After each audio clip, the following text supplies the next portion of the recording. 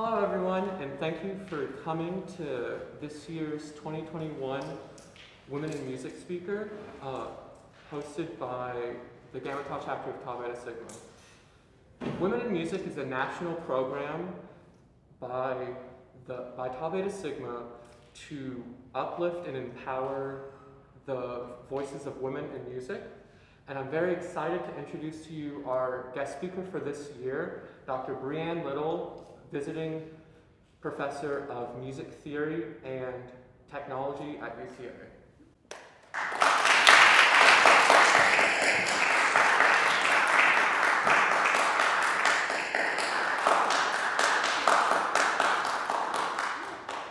Get to talk without a mask on. Oh my goodness. And now you all get to see my actual face. So I will try to talk loudly. I don't have a microphone up here, so hopefully those joining on Zoom can still hear me.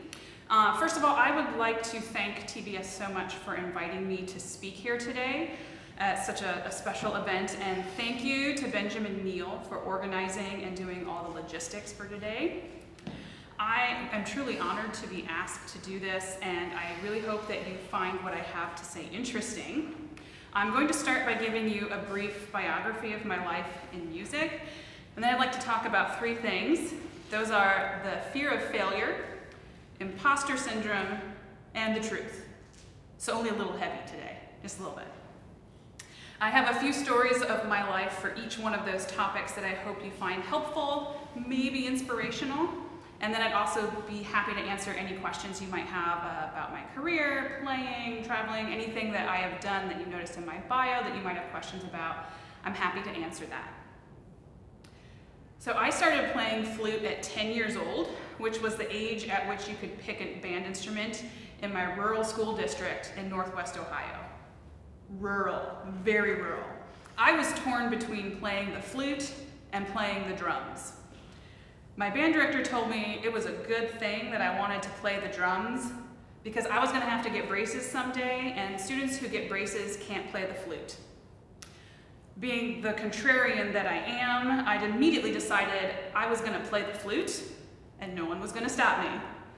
And my parents were probably very relieved that no drums were going to come home with me that day. I became very serious about being a professional classical musician while I was in high school, and I found an amazing teacher that guided me through the college audition process. I attended Capital University in Columbus, Ohio for a degree in flute performance. However, I was injured in a skiing accident my freshman year, and by spring of my sophomore year, it was clear that I was not going to be able to play the flute anymore. I switched my major to history and continued with a music minor, and honestly, I do not regret that decision at all. Looking back on it, I loved my history courses, I loved my history professors, and I feel now like I'm a much more well-rounded person because I had this other experience. By the time I graduated college in 2006, I had no idea what I was going to do with a degree in history and a minor in music. I had found a solution for my pain by that point, but I didn't have any idea that I was dealing with the trauma of having to give up my entire life's goal due to this physical injury.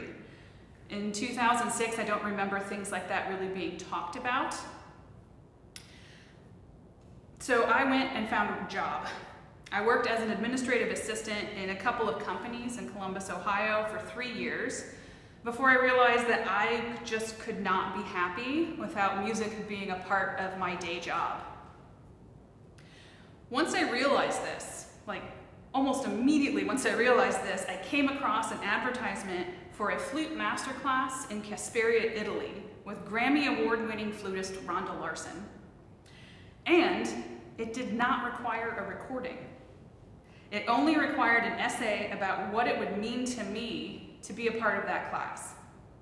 So I wrote down my entire story about my injury, about having to change my major, about what I was going through, about how I felt every day, and without thinking, without second guessing it, I just emailed it. Within 24 hours, I got an email back from Rhonda that said, "This class would be perfect for you. Please come to Italy." So I went to Italy, summer of 2009, And I built this class up in my mind as the make or break moment for me. If Rhonda Larson thought I had a chance to be a professional musician, then I was gonna go for it. I was gonna quit my job, I was gonna go back to school. But if she didn't think I had what it takes, then I had tried every single thing possible and it just didn't work out. And then I could give it up and maybe find something else that made me happy. The second time I played for Rhonda during this masterclass, she stopped me. And she said very clearly to me, the only person standing in your way of being a musician is you. It was a really pivotal moment for me. I still get a little emotional when I think about it, because it gave me the confidence to actually go back and be a musician. And after that class, I went home and I started applying to master's programs. I practiced every day. I practiced on my lunch hour. I would drive home from work, I would practice on my lunch hour, and I would go back to work and eat at my desk. I applied to 4 master's programs that year, and I was accepted at 3. I was really happy about that ratio. I ended up attending Colorado State University with an assistantship, and then decided to continue on to a DMA program at James Madison University. Obviously, this is a very shortened version of my story, but that's because I want to dig in a little deeper on a few themes that I have seen in college students and that I have seen in my own life, and maybe give you a few stories to show you that I deal with all of these things too, and maybe you can take some inspiration or some hope and take a few small steps in your lives to combat some of these. And that first theme is the fear of failure. I've been teaching in higher education for about 5 years now, so not too long in the grand scheme of a career, but long enough to notice that one of the big trends in students today is the fear of failure. And it's really scary, right? To put yourself out there is really vulnerable, especially in a place like music school where people are literally grading your performance. It's a big deal, and it's okay to be nervous or scared or anxious about it. But the most beautiful thing I see as an educator is my students persevering in spite of any of those negative feelings or thoughts. Because I know they can do it. I believe in all of my students so deeply and so thoroughly that I always know that they can achieve whatever they set their mind to do. All the time, every day, I believe 100% in my students. In my flute students, in my ear training students, my theory students, my music appreciation students. Now, I'm not sure if my belief in you will help you conquer your fear of failure, but I want you to think about this. College is a great place to fail. I'm serious. This is the testing ground. This is the training ground. And if you could learn a new skill without ever failing at it first, then what are you doing in school? Please get up here and teach me, because I can't do that. You cannot learn by doing everything perfectly the first time. Honestly, the best teacher you will ever have is failure. And now, at age 37, I think that I'm a really good flute teacher, but I was not good when I first started. By the time I took my first actual pedagogy course, I had been teaching private flute lessons for 20 years. Most of what I learned is because I tried to teach a concept or a skill, and I totally failed at it. I bombed. But I learned so much about how to teach, or really how to communicate with each of my students as an individual.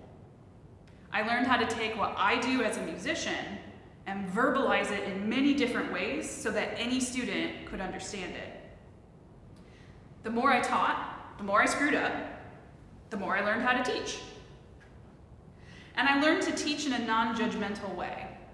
When I first started teaching, I was in high school, and the band director wanted me to teach the beginning flute students over the summers because I was one of his best flute players. And I wanted that $12 per half-hour lesson that I was allowed to charge. So I just needed to figure out a way to make this student understand what I was asking them to do. If my first option didn't work, I just tried another, and then probably another. It was an experiment. And when we arrived at the solution, it didn't matter how many other options we tried because that solution worked for whatever student was in front of me. Being able to try and fail and not judge yourself is going to be an important skill for you to embody. Allow failure to teach you its lessons and refuse to let it crush your soul. I think where we all tend to let the fear of failure control us is when we're performing. Maybe we don't pick music that challenges us enough. Maybe we're worried about someone else hearing us play, so we don't make that recording. Maybe we don't apply for that summer program. We don't enter that competition. I have felt that way so many times. There are so many jobs and auditions that I didn't take because I was worried about how I would feel if I failed or how I would feel if I was judged harshly by someone else. In fact, a few years ago, a friend of mine, Angela, invited me to perform a masterclass and recital at the school where she was teaching at the time. I performed the Bach partita for solo flute on that recital, and she was raving about my performance to me afterwards. And she told me I should send that recording for this competition that she had done the year prior, and she had won. I felt that there was no way my playing was at the level of a competition winner, and I did not think my playing level was as high as Angela's. But she kept bugging me about it. She sent me texts all the time. She was always reminding me that the deadline was coming up. A few days before the deadline, I started looking through all these pictures of the previous winners of this competition because the winners got to perform at Carnegie Hall. They were invited to perform on a winner's recital in Weill Recital Hall in Carnegie Hall. I was looking at these pictures and I thought, I really want that. I want to perform solo at Carnegie Hall. I have always wanted that since I was a teenager. Now I was going through all of these pictures at about 6 a.m. on a Saturday because I couldn't sleep. And I don't know if it was the fact that I was super tired, I hadn't had coffee yet, or the hundreds of encouraging texts that I had received from Angela, but I suddenly felt confident enough to fill out the application and send off my video.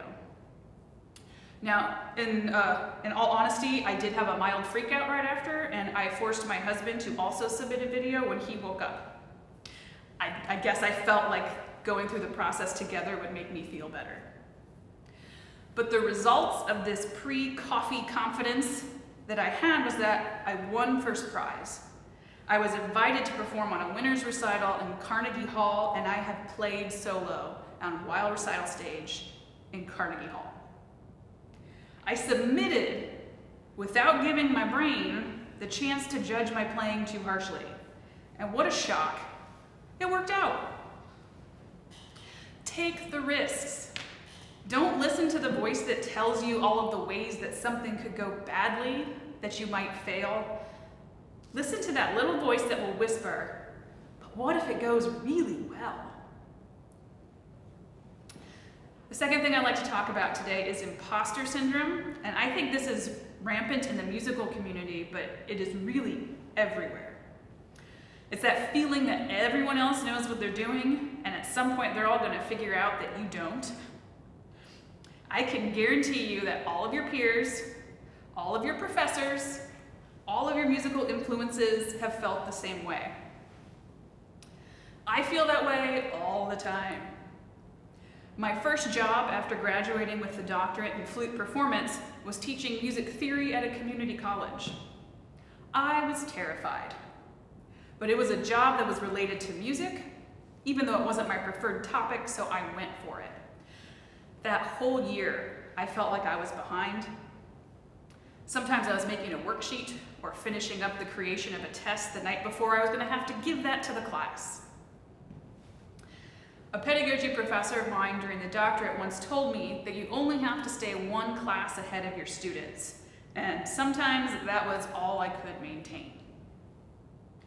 I was really honest with my students about how I hadn't taught a class like that before, and that I was going to be learning right along with them. I found that my class really appreciated knowing that, They also appreciated that when I screwed things up, as was inevitable when doing something brand new, I always admitted to it and I tried to make it right. I thought that I was doing a terrible job that entire first year of teaching. But at the end of the year, I got some amazing feedback from my students. They loved the class. They felt like they had really learned the information, like synthesized it and utilized it, not just been exposed to it. They would email me and tell me all the times that they had used the information that we had gone over in class in some way in their own musical life. And most importantly, they felt seen and heard, because when they were confused about a topic, they felt empowered to ask me questions, to ask me to clarify, to ask me to find another way to explain that. So the whole time I was thinking that I was an imposter, that someone was going to find out that I couldn't hack it, my students were loving the experience and felt like they were getting something truly valuable out of it. Perhaps if I had listened to them more, I wouldn't have been quite as stressed that year. I felt the same way when I moved here to Arkansas. I started teaching ear training here and I had never taught it before, and I was pretty bad at it when I was in college. I had the same feelings of stress, that someone would easily figure out that I had no idea what I was doing and probably fire me, and that I was probably also setting my students up for failure. But over the past year, I've learned that I actually really enjoy teaching ear training. I enjoy classrooms full of music students, but mostly I love helping students learn, even when I'm learning right along with them, or screwing up in front of them and playing the wrong chords during harmonic dictation, which I am known to do. That imposter syndrome voice is really loud too. And it's very easy to stop hearing that smaller and quieter voice that says you can figure this out, you have years of training, the people that you have surrounded yourself with believe in you. So you try to remind yourself of these things, and that the voice that is the imposter syndrome voice is telling you lies. And you're not alone. We all feel this way. And maybe if we talk about it a little more, we can figure out a way to get through it together. And we can all tell each other the truth instead of listening to the lies that the stupid negative internal voice tells us. And that brings me to the last thing I want to talk about today, which is the truth. We've already touched on it in the other topics. I believe in always telling the truth to my students. I should believe in always telling the truth to myself too, but I am a work in progress. I believe telling the truth even when it is really hard or uncomfortable, because the truth can help you make better decisions. When I was in high school, I found a fantastic flute teacher. Katie Jones was amazing. She knew that I was able to come into lessons and sight read really well. And she called me out on it all the time. One day after I mentioned that I think I'd like to go to college and study music, she sat me down and played me some of her own recordings from when she auditioned for college.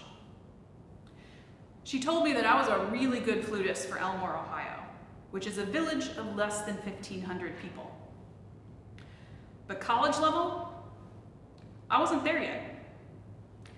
She then described the amount of practice that I would need to do over the next year to be ready to audition at a great school and get accepted. She detailed about 4 to 6 hours every day of practice. And I left that lesson in tears. I had been living in this world where I was a really good flutist. I was always first chair in band, I got complimented all the time, and Katie had just ripped me out of that world and threw me into one where I was mediocre. The next week when I came for my lesson, I told Katie how terrible I felt about my playing now. And in her wonderful, blunt manner, she said, "Bree, you dummy, you totally missed the point. I told you what you need to do to get into a great music school because I think you can do it. You just need to know what it will take and what kind of sacrifices you may have to make in order to get what you want." And she was right. I was so focused on the negative things that she had told me that I didn't hear her say, but you could be good enough. You can do this. It would just take hard work. And that wasn't the only time I had to be reminded of that particular lesson in my life. During the doctorate, I was feeling particularly awful about my playing, and I decided I needed to spend a summer at home. And while I was there, I asked the flute professor at Bowling Green State University if I could take a lesson with him. I'd heard lots of great things about him. I knew a few people who were his friends, and they had raved about him. We worked on orchestral excerpts in that lesson, and it was really tough. He really pushed me. And at the end, I was feeling pretty bad. I was writing my check to him, and he said, you know that you're not playing well enough to win a job right now. I don't have to tell you that. But I think you can. I think the potential is there. And just hearing him say that was such a relief. It was what I couldn't tell myself yet, right? He told me the truth that I couldn't tell myself was that I had potential, that I could do it. Maybe I wasn't there right now, but that's okay. You don't have to be there right now. Those two moments in my life have influenced what kind of teacher I want to be immensely. I want to be the one that always tells you the truth, even when it's hard to hear. I also want to be the one that encourages you to see your own potential. And it's a hard wire to balance on. I have to be fairly critical so I can help you continue to grow and improve your playing so that you can be successful. But I also want to be encouraging and consistently remind you of my belief in you. And honestly, lately, I find myself having to remind my students of how great they are. We are our own worst critic. And sometimes when I tell a student how great they just sounded, they'll roll their eyes at me or come up with something else they didn't do as well. But all that positive stuff is the truth too. Is that uncomfortable to think about? The truth could be that you're improving, that you're working really hard, that you're doing great. You just played beautifully. That phrase was gorgeous. You nailed that technical passage.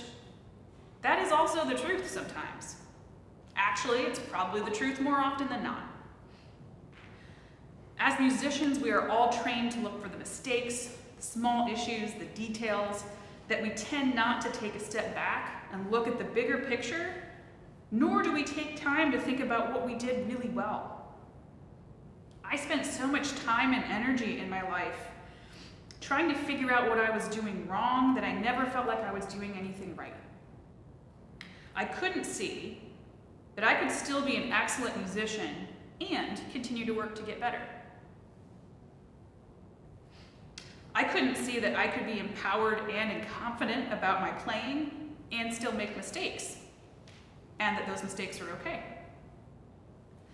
Being confident in your performance, in your practice session, at a concert, in your classroom, does not require perfection, because perfection doesn't exist. Confidence and mistakes exist simultaneously. So I'd like to end my speech today by telling you all the truth.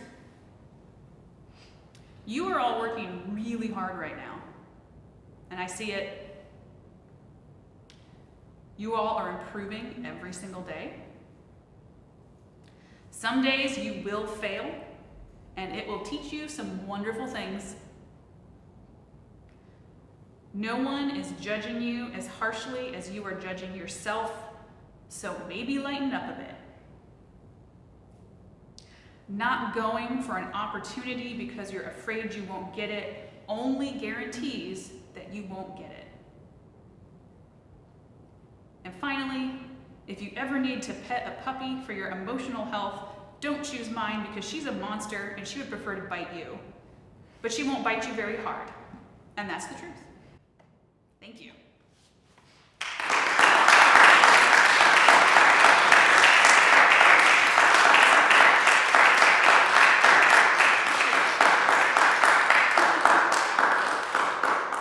Does anyone have any questions for me about anything I said or anything in my bio or anything? I mean, we could do ear training questions. I have plenty of ear training students in here.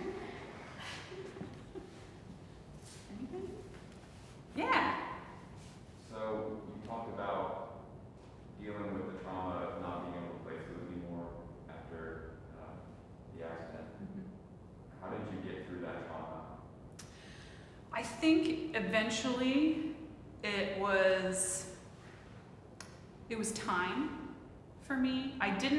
Looking back on it now, I would have advised any student going through that to seek out a therapist, which I should have done, but it wasn't really talked about a whole lot either in my family or in 2006, I guess.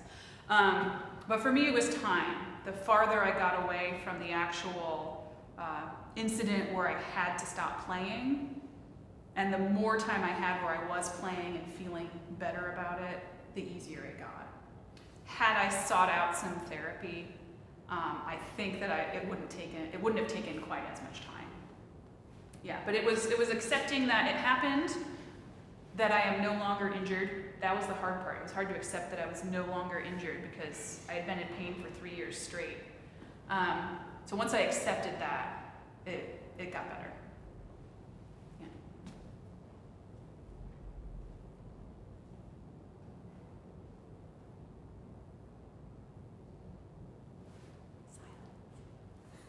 Anybody else?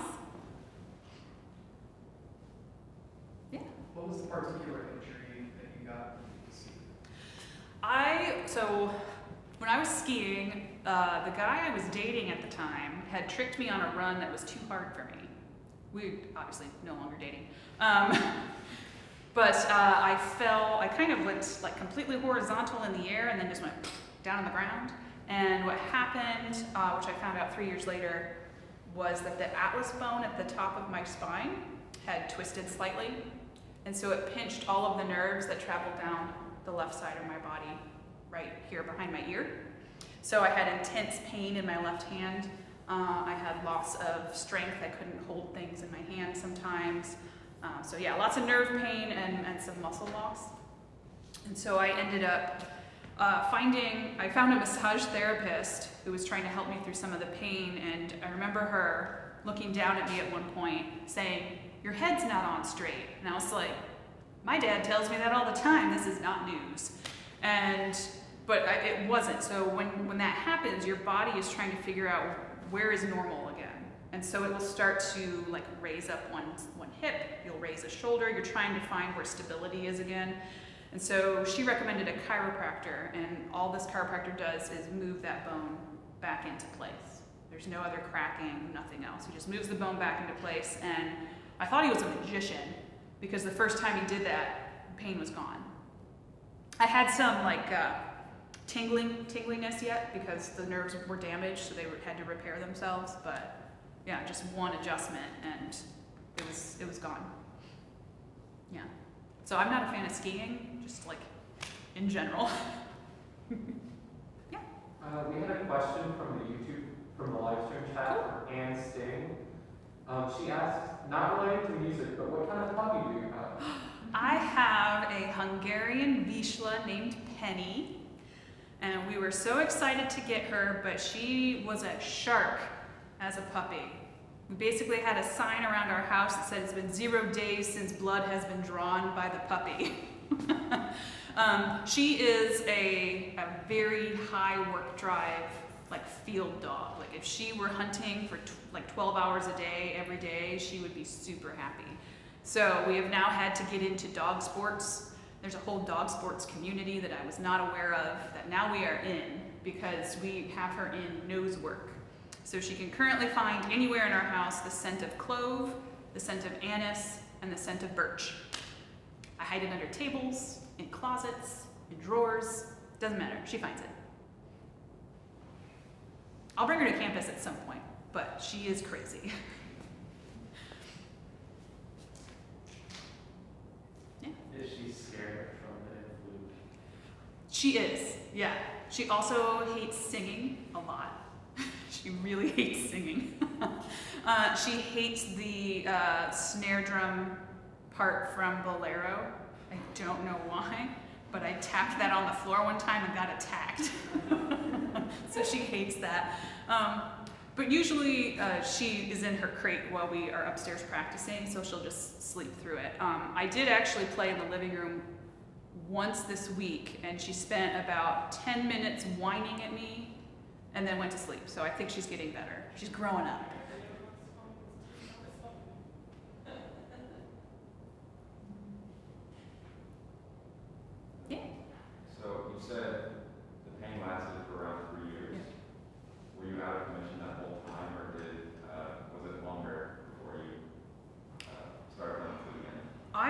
permission for about 3 years. I was still teaching lessons, so I usually would pick up my flute maybe, I think I was teaching twice a week, 3 times a week for lessons. But other than that, I really wasn't playing at all. Yeah, so it went from, you guys know the music major life. It went from basically 24/7 music to no music at all. It was very abrupt. When I went to the history department to change my major, they gave me a little test, which was very easy. And then I started into classes, and I was signing up for all these classes. And I had, I think, 18 credit hours. And you could take 12 credit hours to 18 credit hours for the same amount of money at Capital. And my advisor in the history department was like, why are you taking 18 credit hours? I'm like, aren't you supposed to? Because I was a music major. You take 18, and then you take stuff for no credit. Right? And they're like, you could take 12. I'm like, that doesn't sound right. That does not compute. So I basically finished a history degree in like a year and a half because I was just like, I will take all of them, sure. I was trying to distract myself to fill my time so that I didn't have to think about the fact that all music was just gone for me. Yeah. But I did take some cool classes. I took a class on the history of ancient China and modern China and the history of Russia taught by a Russian. It's pretty awesome. Do you do any teaching for your history degree? I don't, no. I would love to teach music history. I think that would be really fun, but I haven't had the opportunity yet. Did you have a question, Julie? Yeah. Yeah, I just wanted to ask, like, how you feel when you're performing in, like, these really cool places like Carnegie and that. Because my dad, he sang in Carnegie, he talks about it all the time. Like, he doesn't even sing anymore. But I just want to know, like, how you felt like performing in all these places. Like, wow, I made it, like, kind of stuff. It was surreal. Like, you think you're not supposed, it's that imposter syndrome. Like, I'm not supposed to be here. Someone's going to come out and ask me to leave. It was very surreal, and it's such a feeling that I can't even describe to like check something off of your bucket list. Like that was, I just couldn't even believe that I was able to do that. So yeah, it's hard to believe it. So it was more like trying to convince myself that no one's gonna kick me out. But yeah, and the same when I went to Europe to play over there. It's kind of the same experience. Like, am I actually on a list to get in this building? Are you sure? But experiences like that, I never thought that I would get to have. Being from rural Ohio, my graduating class had 100 people in it, and that was the most it had ever had. I went to the same school that my parents went to, that my grandparents went to, that my great-grandmother went to. Like, I never thought that any of the stuff that I have done, that like Carnegie Hall or like playing in Europe, I never thought I would actually get to do that. So I try to hopefully ingrain that memory in there so that when I'm old, I can think back and be like, I did that, I did it. So take risks, apply for stuff, do the things. Yeah. After that period of not playing, what are some of the techniques or like strategies that you use in order to get yourself back into shape? And how, what are like other things that you would recommend to someone who has, for whatever reason, stepped away from music and is possibly confused on how to get back in? Right. That's a very good question. And it depends on the instrument you play for sure, but I think in general, come back slowly.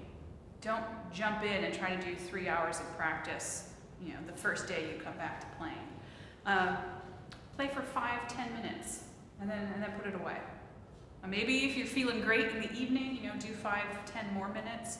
I did a lot of work just on tone because most of my pain came from fast fingers, so I tried to make sure that my tone was really beautiful.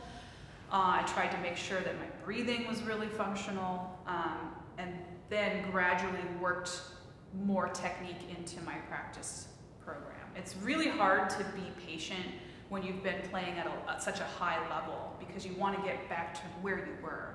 But if you try to get back there too quickly, you're going to re-injure yourself.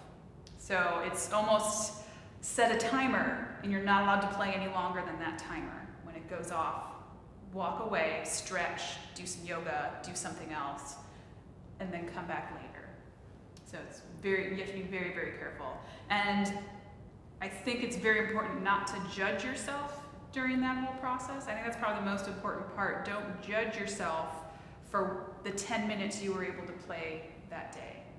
Instead, be proud of yourself. You've gone from not playing at all to you played for 10 minutes straight. That's awesome.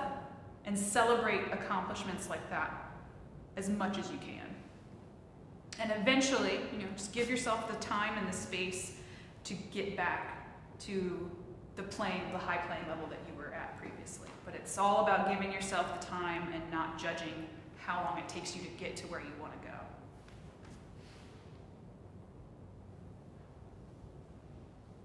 Yeah. We have another question from the chat. Okay. Alicia Johnson asks, what are your goals moving forward? Goals moving forward. I would love to be a full-time flute professor somewhere. That is my main goal. That has been my goal since I was about 15 years old. I don't know why. It just has stuck. That's what I want. I want to travel performing master classes and recitals at different places. I'd love to do more international travel eventually when we're not all stuck in our homes forever, for what feels like forever.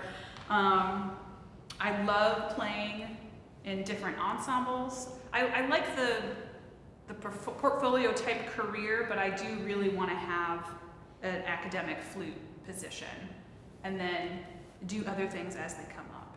Playing, teaching other places, all sorts of stuff. Playing an orchestra, I like doing that. I like subbing in. Subbing in is the best because you just kind of pop in, you play some cool pieces, and then you're done. They give you a check and you leave. It's super fun. I love doing that.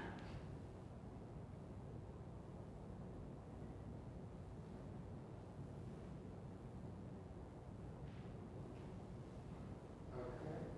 Nobody else? It looks like we don't have any more questions. All right. So thank you all for coming. And thanks again to Dr. Little.